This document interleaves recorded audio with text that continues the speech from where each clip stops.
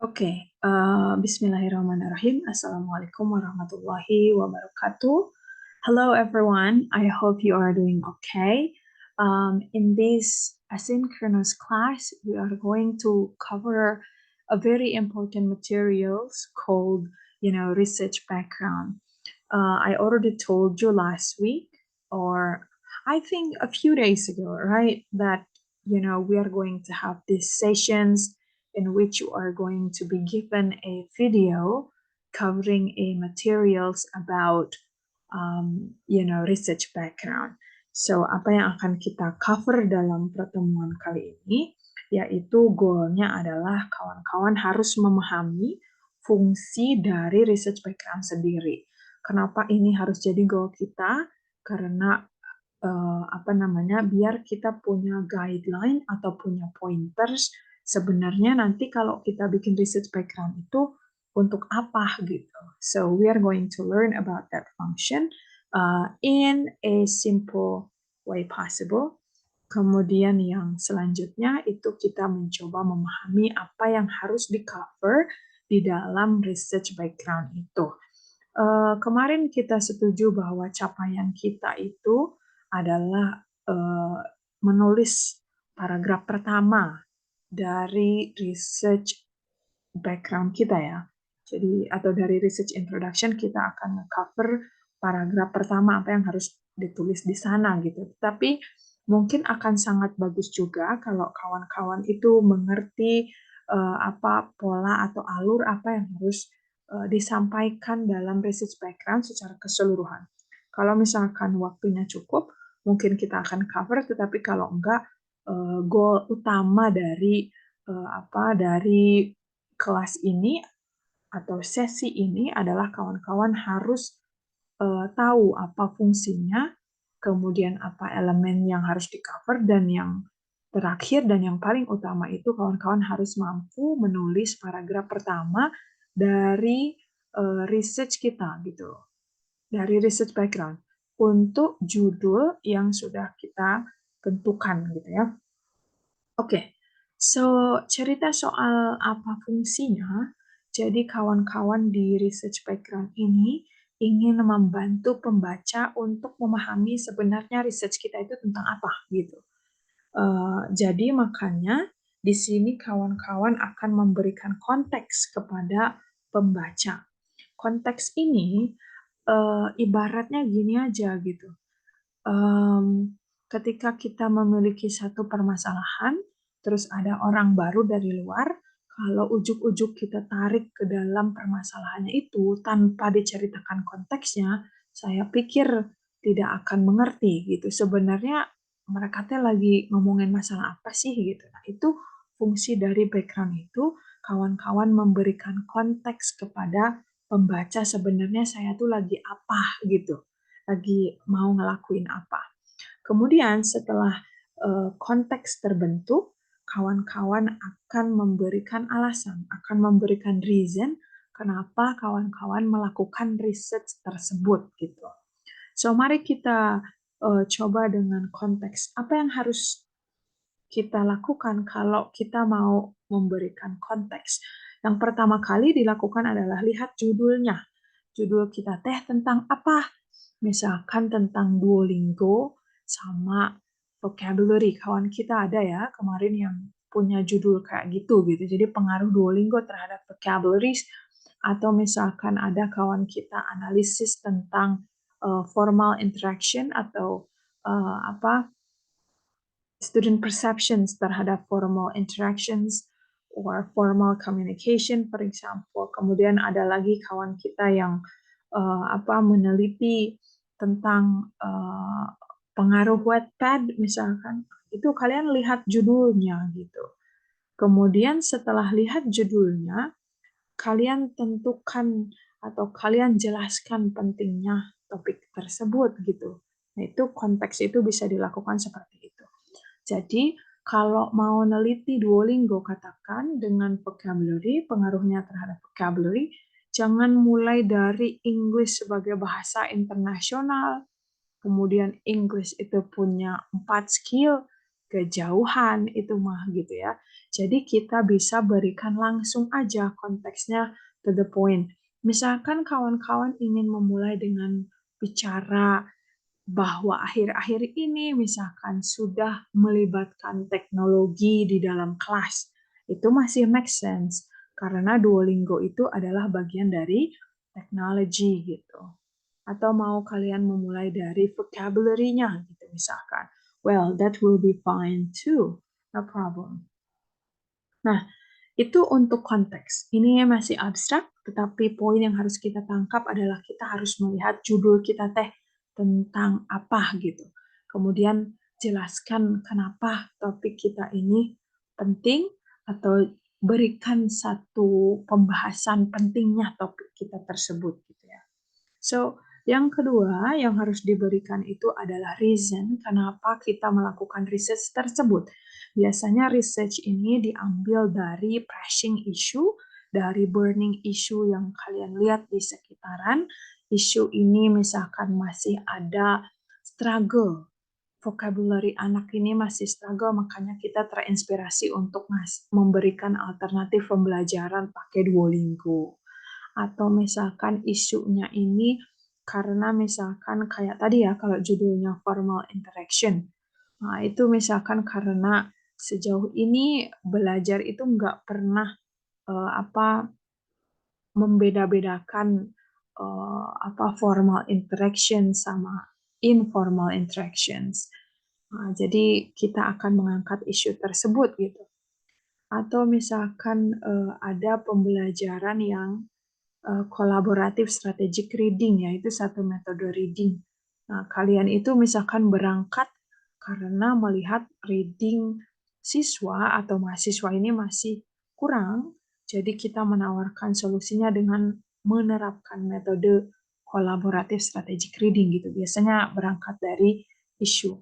Kemudian alasan yang kedua bisa jadi karena kawan-kawan itu dan almost always ini yang paling utama gitu ya, karena ada gap-nya gitu. Gap itu adalah sesuatu yang belum di-cover atau part yang belum di-cover tentang topik itu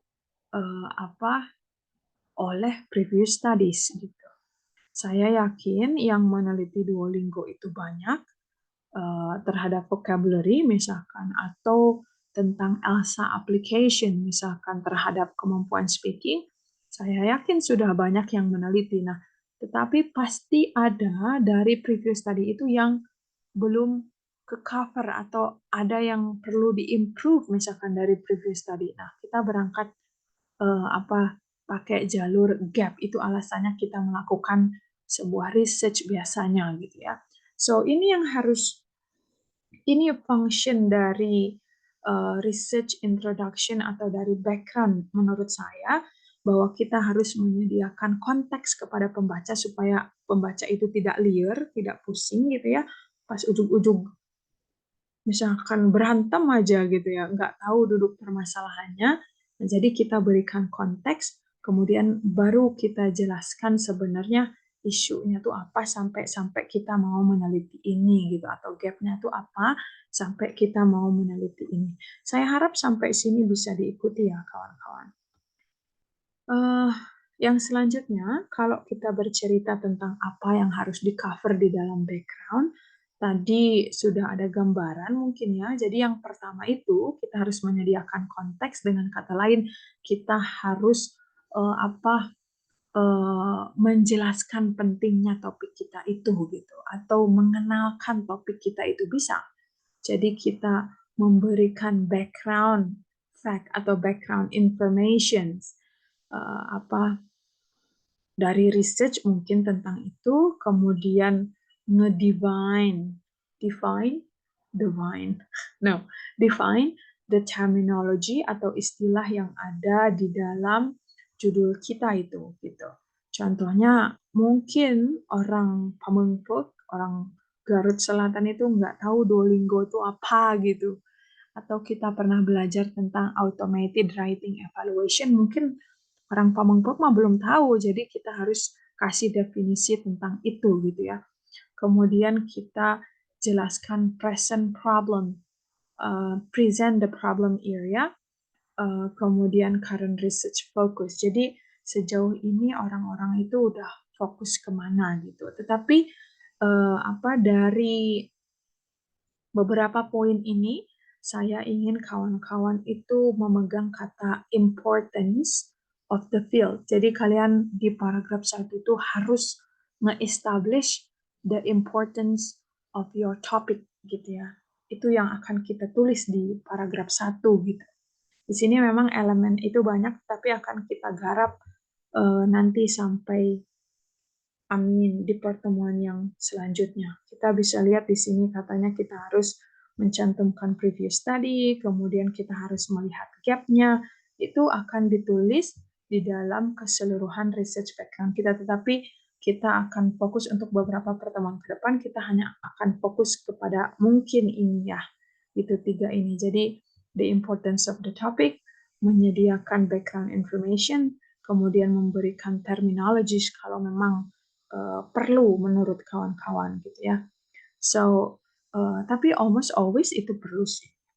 Gitu. Oke, ini abstrak, masih belum kelihatan seperti apa bentuknya, dan di beberapa slide ke depan kita akan mencoba menganalisis maksud dari ini. Makanya saya ingin kawan-kawan itu pegang kata-kata ini. Jadi nge-establish the importance of the topic, provide background information, kemudian yang ketiga memberikan definisi untuk istilah ya, terminologi itu istilah-istilah penting dalam judul kita gitu. Contohnya dalam judul tadi tentang ELSA application terhadap speaking, jadi kawan-kawan mungkin akan memberikan definisi tentang apa sebenarnya itu tuh gitu. Pertanyaannya yang mungkin muncul dari kawan-kawan itu adalah apakah istilah itu harus di-cover di paragraf 1 atau di paragraf 2? Well, it depends. Tergantung kawan-kawan itu menuliskannya itu seperti apa gitu.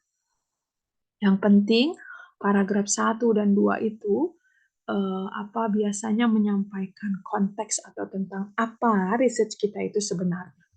Oke. Di sini saya ada judul tentang persepsi dari guru terhadap automated feedback. Tempo hari kita sudah belajar automated feedback, ditambahin di sini ada automated scoring ya. Jadi ada ngenilai essay itu atau ngevaluasi essay itu pakai teknologi gitu. Automated itu kan otomatis ya, mesin-mesin. Nah, jadi transforming the teaching and learning of writing using automated writing evaluation atau AW itu ya. Gitu. Jadi kita itu bukan kita ya, maksudnya penelitian Wilson dan kawan-kawan ini ingin melihat tentang teacher perception terhadap penggunaan automated writing evaluation, tetapi lebih dikhususkan automatednya untuk feedback dan juga scoring. Pertanyaannya, bagaimana peneliti ini menuliskan paragraf pertama di research introduction? Kita analisis dulu. Jadi, despite the importance of writing in K-12 and post-secondary setting, most US students lack sufficient writing skill. Kalau kita lihat di sini, terlepas dari pentingnya menulis di kelas level K-12, kemudian di post-secondary setting, kebanyakan dari siswa di US ini masih kesulitan untuk menulis atau kemampuan menulisnya itu masih kurang gitu. Nah, ketika kalian ngeklaim seperti itu, harus ada buktinya. Makanya di sini penulis memberikan statistik untuk ngejustifikasi klaimnya tersebut.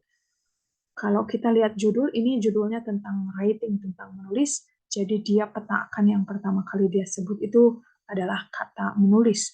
Jadi dia sebutkan bahwa terlepas dari pentingnya menulis, banyak siswa di US itu masih kesulitan untuk nulis atau masih memiliki skill menulis yang kurang gitu.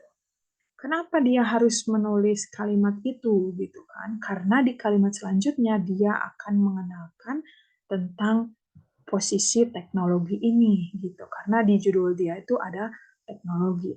Jadi In researching ways to improve writing instruction, untuk mencari cara nge-improve pengajaran writing karena adanya kesulitan ini gitu ya, researcher dan educators have become interested. Nah, banyak researcher dan juga educators yang tertarik menggunakan intervention itu ngajar ya, ngajar berbasis teknologi atau intervensi itu maksudnya untuk mengatasi satu masalah kita pakai intervensi ya, pakai treatment gitu, tapi treatmentnya berbasis teknologi gitu. Dan ketika kita nyebutin researchers dan educators, peneliti dan juga pengajar itu sudah mulai tertarik. Nah, dengan ada kata tertarik itu sudah menunjukkan pentingnya sebuah topik. Kenapa? Karena topik tersebut udah banyak di research atau udah jadi bahan pemikiran dari para peneliti. Itu satu. Jadi sudah menunjukkan the importance of the topic yang tadi saya highlight di slide sebelumnya. Ketika kalian mengklaim researcher dan educators, harus ada buktinya. Of course, kalian bisa mencantumkan lebih dari satu, misalkan research-research yang memang sudah fokus kepada penggunaan teknologi tersebut gitu ya. Kemudian kalau dikatakan interest di sini, si penulis itu strategik banget, dia menjelaskan alasannya. Kenapa kok researcher itu tertarik untuk meneliti pengajaran berbasis teknologi? Dia berikan alasannya gitu kan. Di sini dia berikan alasannya because of what?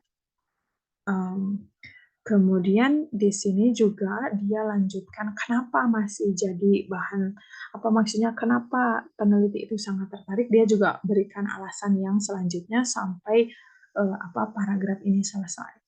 Kalau kita lihat mundur paragraf ini di paragraf 1, tadi kan tujuannya itu adalah make sure bahwa kita itu menjelaskan pentingnya topik gitu. Jadi dari paragraf ini kita bisa kelihatan bahwa topik ini tentang teknologi atau tentang automation itu sangat penting. Dia buktikan dengan ada menuliskan kalimat have become interested. Jadi banyak researcher yang tertarik tentang teknologi.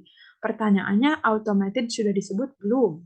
Jadi dia hanya memberikan konteks dulu, dia memberikan clue kepada pembaca bahwa yang akan dia bahas itu adalah tentang teknologi gitu kan. Oke. So di paragraf selanjutnya kalau kita baca one promising technology writing intervention adalah automated writing evaluations. Nah, itu baru kalian kenalin lagi topik yang lebih khusus dari judul kita gitu. Bukan maksudnya kita jelaskan keyword atau kata kunci dari judul kita yang lebih spesifik gitu. Atau kalian tanya ke saya, misalkan boleh nggak AW itu dibahas di paragraf 1? Sure, kalau kalian bisa ngeutarainnya. Jadi yang penting itu flow atau alur dari research-nya gitu harus atau alur dari paragrafnya harus ketahuan gitu. Jadi kalau paragraf yang udah ditulis di sini kan dia ngalur sekali gitu ya. Jadi dia jadi ini tuh yang yang paragraf 1 itu menjelaskan pentingnya topik, kemudian memberikan background information sedikit, kemudian di sini dia kenalin baru automated writing evaluation karena di judul pun ada, kemudian yang selanjutnya ada AWE is a software that provides students with immediate automated feedback. Jadi dia berikan definisi. Jadi di slide sebelumnya kita bahas bahwa di background itu kadang kita berikan definisi karena orang pamengpek itu mungkin tidak akan tahu sebenarnya AW itu tuh apa gitu. Oke, saya orang pamengpek by the way. So secara keseluruhan ini alur dari research background di paragraf pertama. Jadi paragraf pertama itu memberikan konteks kepada pembaca gitu. tentang apa. Jadi dengan baca paragraf yang pertama dan yang kedua, pembaca itu udah tahu bahwa oh gini ya, kenapa tiba-tiba sampai nyebutin automated writing evaluation karena teknologi itu udah mulai rame gitu. Dari tahun 2012 udah mulai di research dengan alasan A, B, C, D. Dan salah satu pengajaran berbasis teknologi yang sering dipakai itu adalah automated writing evaluation gitu. Itu adalah konteksnya gitu. Oke, kita coba lanjut.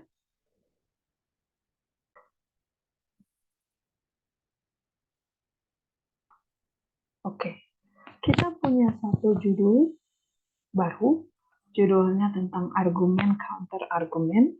Saya yakin ini sudah kita bahas ya di PowerPoint sebelumnya. Jadi counter argumen itu yang kita lakukan di kelas argumentative writing semester lalu gitu. Jadi si penulis ini akan mencari, akan menganalisis struktur dari argumentatif esainya mahasiswa Indonesia gitu ya. Dan yang akan dia analisis itu adalah counter argumennya. Karena dalam argumentative writing itu banyak sekali komponen lain, tapi yang akan dia fokuskan itu adalah argumen dan counter argumen. Kalau yang kita kemarin bahas itu kontrapoint dan counter argumen ya, gitu. Jadi dia akan menganalisis itu. Gitu. Nah, bagaimana dia menuliskan intro? Jadi dia mulai dengan in argumentative writing in English. Sorry ya, kita malah coret ini. Wait. Oke, jadi ini tuh langsung dia bahas in argumentative writing in English, gitu ya. The present, kehadiran opposing view. Opposing view itu kan pandangan yang berbeda. Pandangan berbeda itu adalah argumen dan counter argumen adalah is central importance. Jadi dia memberikan konteks bahwa dalam argumentative writing itu posisi argumen dan counter argumen itu sangat penting banget gitu ya. Nah, jadi dari kalimat awal pun kita udah tahu, oh ini tuh tentang argumentative writing, pasti tentang counter argumen juga gitu. Nah, ketika kita ngeklaim bahwa counter argumen itu adalah hal yang penting, kemudian dia berikan justifikasi, kata siapa sih itu penting gitu. Jadi berikan justifikasi. Kemudian, karena dia sebutkan bahwa counter argumen itu penting, dia berikan alasannya. Kenapa memang counter argumen itu dianggap penting gitu. Katanya, esai yang memiliki feature ini itu counter argumen, sering dipandang lebih persuasif atau lebih membujuk ya, lebih persuasif aja gitu, lebih bagus, dan itu harus ada justifikasinya kalau kita klaim begitu. Selain itu, essay juga yang menggunakan feature ini atau counter argumen itu selalu dipandang memiliki kualitas yang lebih bagus gitu. Jadi all in all, kalau kawan-kawan baca dari paragraf 1 ini, penulis itu menyebutkan bahwa counter argumen itu sangat penting dalam argumentative writing.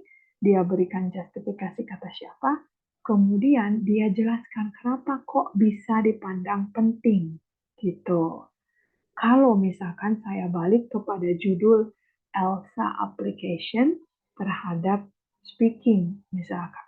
Jadi saya bisa bilang aja, misalkan many researchers have considered ELSA applications to be one of the most important applications in teaching speaking. Berikan siapa researcher yang udah neliti itu, kemudian berikan penjelasannya kenapa kok itu tuh penting si ELSA applications itu. Kenapa dia tuh memiliki posisi yang penting dalam kelas speaking misalkan. Bisa pakai strategi yang seperti ini gitu. Jadi bedanya esai ini atau background ini dengan background yang sebelumnya, dia itu variabel yang ada di judul counter argumennya langsung dia jelaskan di paragraf 1. Kalau yang di sebelumnya itu dia lebih kepada memulainya dari teknologi dulu gitu. Itu bisa jadi strategi kawan-kawan untuk menuliskan background. Kita lanjutkan. Di paragraf ini tuh paragraf selanjutnya dari paragraf yang barusan.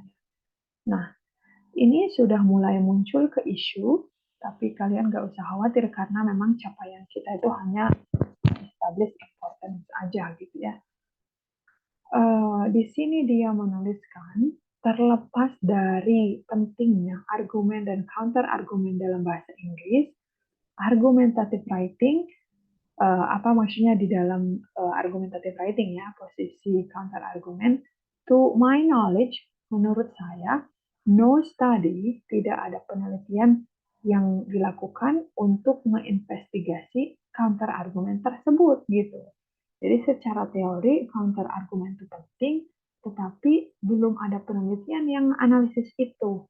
Nah, statement itu menunjukkan bahwa ada isu, ada permasalahan di penelitian yang sebelumnya gitu, atau ada gap yang belum terisi gitu. Jadi di paragraf 2 juga sudah bisa muncul gitu. Tetapi saya ingin kawan-kawan itu ingat bahwa penulisan background itu sebenarnya tidak ada yang fix harus begini, harus begitu gitu ya. Tetapi yang penting dasar utamanya itu adalah logical, pembaca tahu konteksnya, kemudian mereka tahu duduk permasalahannya apa, kemudian gap yang mau diadres itu apa. Itu mau dicapainya dengan 7 paragraf, dengan 8 paragraf, dengan berapa paragraf itu akan berbeda-beda gitu ya, karena ada faktor lain yang mempengaruhi seperti template jurnal dari yang akan nge-publish atau seperti apa itu akan mempengaruhi. So, jadi ini diisi dari paragraf 2-nya, jadi nyambung flow-nya gitu. Jadi di paragraf 1 dia ceritakan bahwa counter argumen itu penting banget, alasannya karena A, B, C, D. Kemudian di paragraf 2, dia ngeklaim bahwa terlepas pentingnya counter argumen, tetapi menurut saya, kata dia, penelitian yang menganalisis counter argumen itu belum banyak gitu.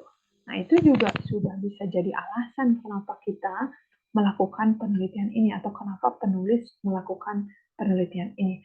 Kemudian di kalimat selanjutnya dia menyebutkan bahwa in terms of rhetoric, numerous study, penelitian beberapa penelitian, kalau ngeklaim numerous study itu jelas harus dijelaskan siapa saja, berikan contohnya. Katanya beberapa penelitian di EFL Writing di Indonesia itu kebanyakan fokusnya itu kepada penggunaan strategi aja gitu kan. Strategi membuat argumen misalkan atau apa bagaimana argumen itu disupport misalkan sama bukti-bukti gitu ya, sama ahli misalkan kayak gitu ya. Nah, gitu. Jadi dia berikan informasi apa singkat atau background information untuk mensupport klaim dia bahwa katanya nggak ada studi yang meneliti counter argumen, terus dia berikan justifikasi bahwa sejauh ini sih kebanyakan mah fokusnya ke apa penggunaan strategi gimana cara bikin argumen dan bagaimana cara mensupport argumen kita gitu. Jadi belum ada yang ke counter argumen begitu. Oke, jadi mudah-mudahan sejauh ini ada yang ditangkap. Kita lanjut. Kalau kita lihat, judul ini kita nggak familiar, tetapi kita akan menganalisis polanya gitu. Jadi ada beberapa kata penting, yaitu lactide.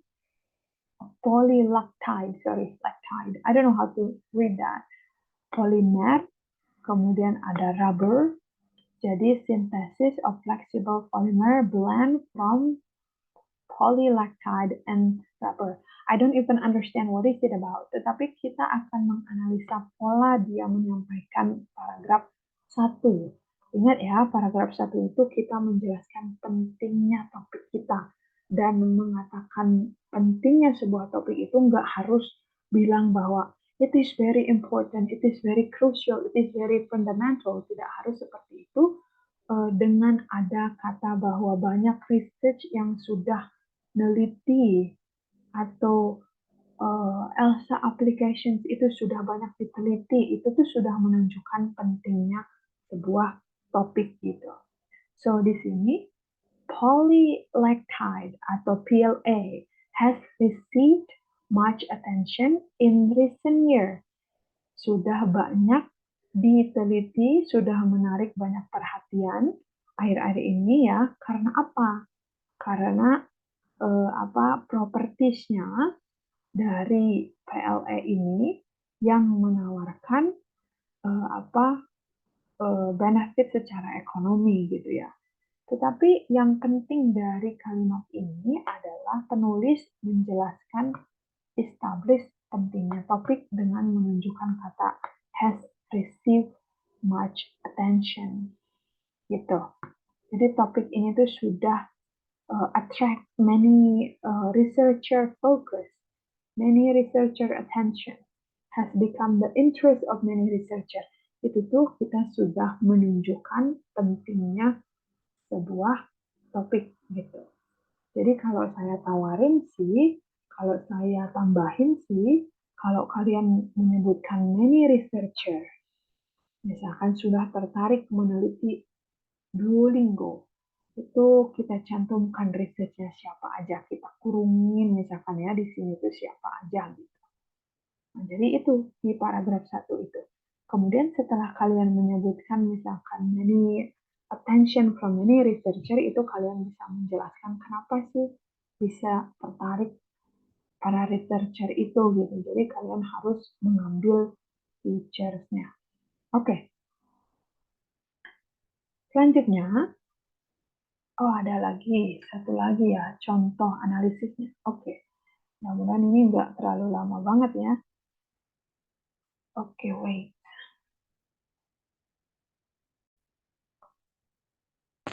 Oke, karena saya pikir ini nanti terlalu panjang videonya, jadi kita buat di video selanjutnya. Atau sebenarnya saya juga sudah pernah analisis contoh ini, jadi mungkin bisa kalian cek video itu ya.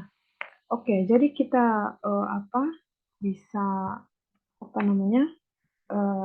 bisa lihat contoh dari mengenalkan menunjukkan pentingnya topik kita atau mengenalkan topik itu dengan cara menggunakan frase-frase ini. Kalian tinggal ganti, misalkan contohnya ini nih, yang terakhir.